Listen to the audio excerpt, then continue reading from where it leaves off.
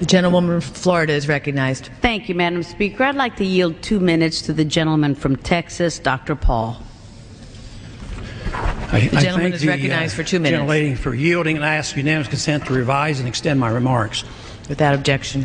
Madam Speaker, I rise in opposition to this resolution, not because I am taking sides and picking who the bad guys are and who the good guys are, but I'm looking at this more from the angle of being a United States citizen, an American, and I think resolutions like this really do us great harm.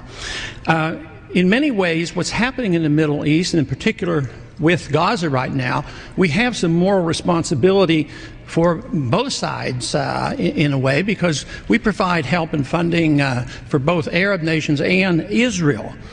And so we definitely have a moral responsibility, and especially now today, the weapons being used to kill so many Palestinians are American weapons, and American funds essentially are being used for this.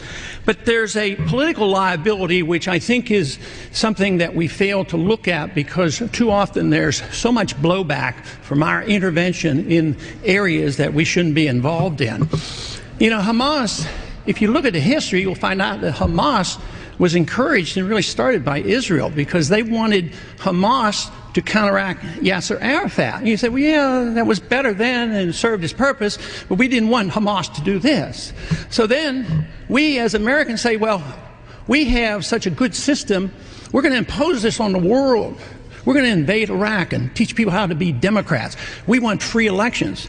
So we encourage the Palestinians to have a free election. They do, and they elect Hamas.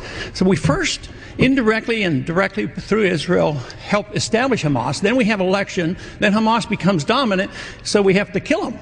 You know, it just doesn't make sense. During the 80s, you know, we were allied with Osama bin Laden. And we were contending with the Soviets.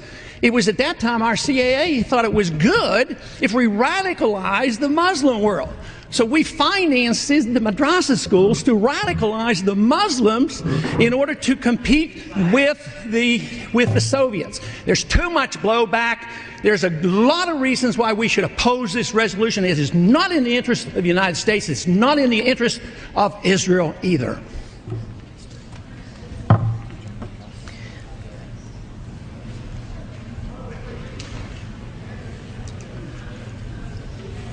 If this were a dictatorship, it'd be a heck of a lot easier.